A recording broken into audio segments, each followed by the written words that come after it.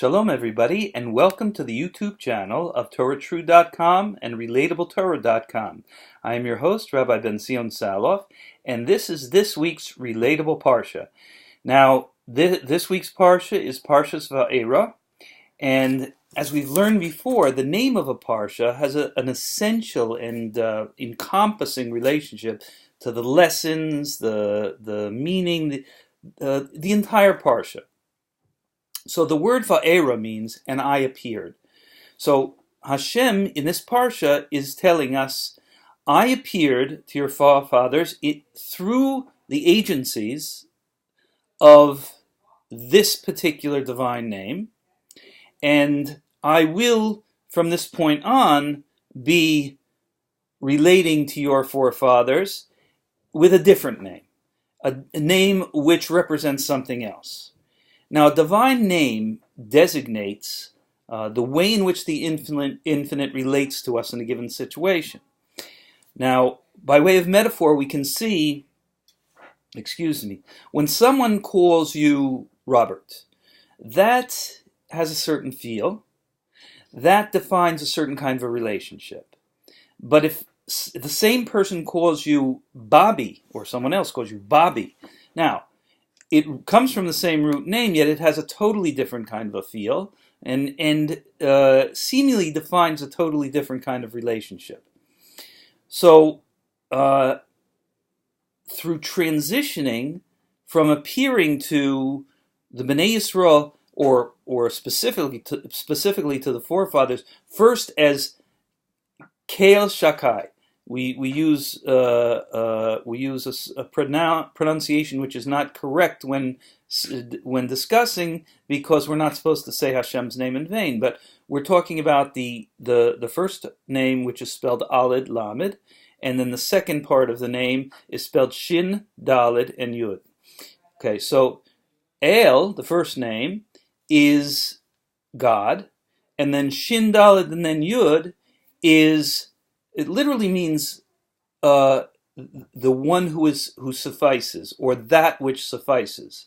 So basically, Hashem, the creator, the infinite creator, related to the forefathers before this with that name, with the all-sufficing God. As the all-sufficing God, He provided them with whatever they needed in a natural way. If they needed food, He made sure that their crops would grow properly, or their flocks would be successful.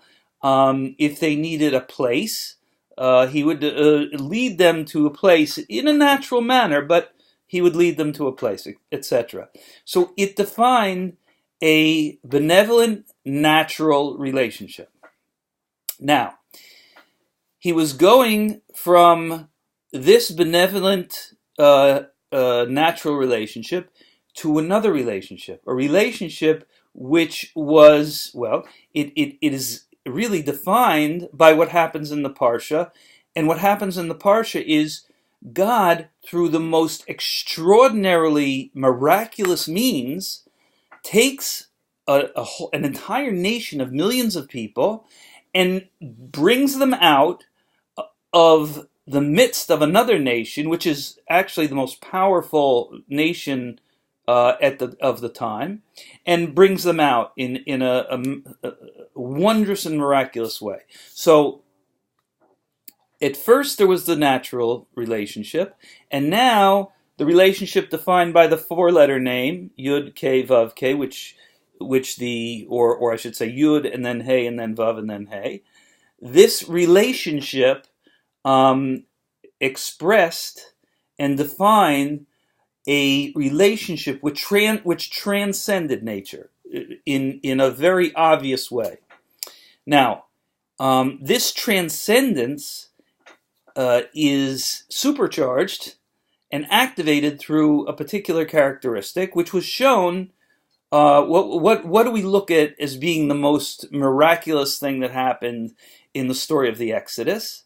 We speak of the splitting of the Sea of Reeds, of the Yam Suf, as being the most miraculous situation. However, what happened when the Jews came to the children of Israel came to the Yam Suf. They were at the seashore, and the water was not splitting yet.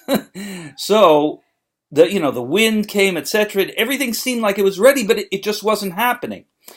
Now, what was the key factor that the Bnei Israel needed to make this happen, to open the channel to Hashem and have Him relate to them, or relate to us, I should say, in the way of the name Yud and Hey and Vav and Hey? So it was bitachon. It was trust in Hashem. Hashem prizes the characteristic of bitachon more than probably anything else, at least anything else in the natural world, because there are many teachings which I've shared with you in other classes, but there are many teachings which show that Hashem will even save a person who is acting in a non-righteous manner if they have complete trust in Him. And we can go into further detail on that point another time, but the bottom line is what God wanted from the Jewish people at that point was bitachon. He wanted trust. So one of the Bnei Israel, Nachshon ben Aminadav, took the leap. He started walking into the Yam Suf. He had absolute bitachon in Hashem. He had absolute trust in Hashem that Hashem was going to split the sea. So he just kept on walking and kept on walking. He walked in further. It came to his knees, to his hips, to his chest. He just kept on walking. Came up to his mouth. He kept on walking. He would not stop because he had absolute trust in Hashem that Hashem would save him and the Bnei Yisrael. And when it came just to his nose, the seas miraculously split. So this is a very, very important lesson that the first important lesson I want to share with you in this week's Parsha is bitachon. Hashem changed the relationship between us, but in order to supercharge it, in order really to activate it, we need to have bitachon in Hashem. We need to have trust in Hashem. And in another class, I may go through some of the stories that I know of people who had true and complete bitachon in Hashem, and the unusual and wondrous miracles that have happened in their lives because of it. However, right now, let's just talk about what happened with our forefathers. So our forefathers experienced these tremendous miracles through their activating the relationship, this transcendent relationship with Hashem through their trust in Him. Okay, now, when we look at the Sefer Yetzirah is one of the foundational books of Jewish mysticism, of the Kabbalah. And it was tradition tells us it was written originally, or that it was taught originally by Avraham Avinu, by our forefather Abraham, and it was finally written down by one of the greatest sages, Rabbi Akiva. In fact, there's a story told in a medrash about how when Moshe Rabbeinu was brought, before the Bnei Israel went into Eretz Yisrael, right before Moshe Rabbeinu passed away, God took him above to show him. He took him above to show him what? To show him not only all of Eretz Yisrael, but also all of history until the coming of Mashiach. And in that, he saw all the great sages down throughout the generations, and then they came to Rabbi Akiva, and he said to Hashem, why would you give the Torah through me if you will have one such as this through whom you can give the Torah? So Rabbi Akiva was the most extraordinary of all of the sages, arguably. So Rabbi Akiva wrote down this Sefer Yetzirah. So it's an extraordinary sefer where many of the quotes that we use in Hasidus come from Sefer Yetzirah, but not everybody knows that. But in any case, it's if you look at Sefer Yetzirah and you study it, you can see a relationship you can see that how Hashem relates to us, not only through divine names, but also through dimensions, through, I don't know what other way to say, through different dimensions, which also correspond to to the divine names. Now, these dimensions are dimensions such as music, form, such as number, mathematics, gematrias. They're different according to the makeup and the level and the mix within our minds, our hearts, our souls. We relate to Hashem a little bit differently than the next person. Hashem appears to us, as it says, "Va'era," and I will appear. So Hashem appears to us. However, the way in which we are going to absorb this appearance and understand and grasp this appearance is through the way in which our soul receives this appearance. It's just like if you look at the writings in the different prophets all had the same basic initial vision, the vision of the divine chariot.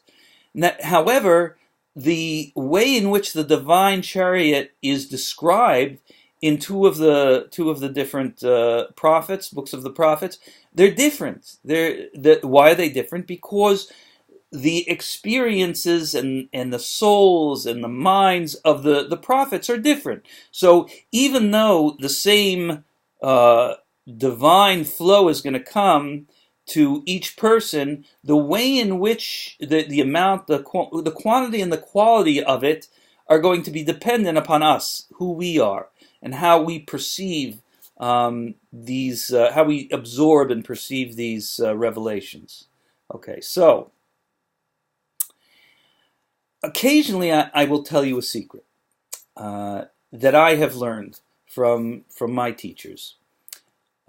Now, this particular secret is very important in the quality and it's going to enrich your service of Hashem and your life in general, if you are able to integrate it into your divine service, into the way in which you view things. So, what is this secret? The secret was actually taught by the Baal Shem Tov, and it's talking about the different dimensions of the Hebrew letters and how we use these to reach a higher level of perception and understanding of godliness. How we become more dabuk, how we become more bound to Hashem, and our minds, our hearts, our souls, etc., become more bound to Hashem. So this accomplishes what we call devekut. Devik is in Hebrew is glue. It means binding yourself to Hashem. So one of the general rules and ways to accomplish this is our secret, and that is the Baal Shem Tov goes through a discussion of what are the characteristics that you focus on, the characteristics of the Hebrew letters, whether it be their shape, their sound, their number, etc. But then he says something very, very important. And not everybody, in fact, a lot of people, most people just kind of skip over this because they're not really sure how to apply this. So they just kind of skip over it and go on to other aspects of the teachings. However, this aspect is extraordinarily important, and that is simply like this. It says, include yourself at each level. What does it mean, include yourself at each level? Well, you're going to have to give that some reflection. However, I will tell you the following.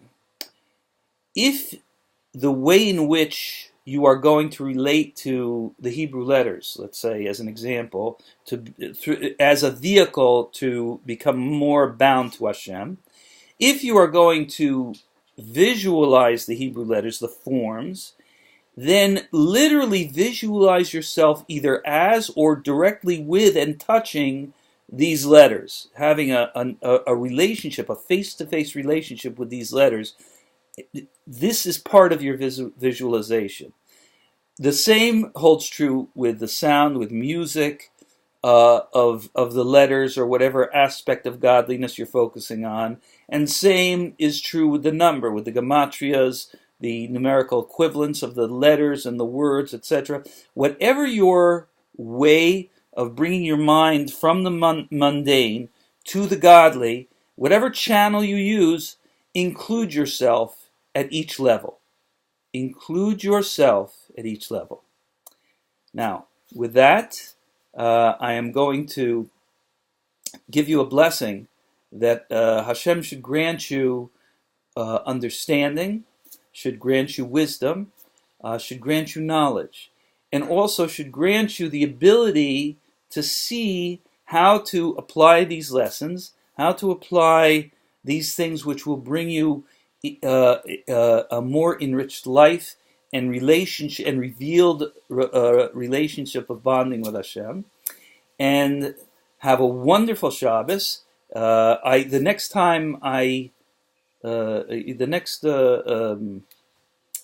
next few classes that I will be teaching actually in Eretz Yisrael. So maybe we'll see the Judean hills in the background as we're giving the next few classes. But in any case, I wish you to have a wonderful Shabbos, and your Shabbos should be filled, or Shabbat, depending upon which flavor you prefer. Your Shabbat should be filled with light, with inspiration, and with rest. All the very, very best, and God bless you.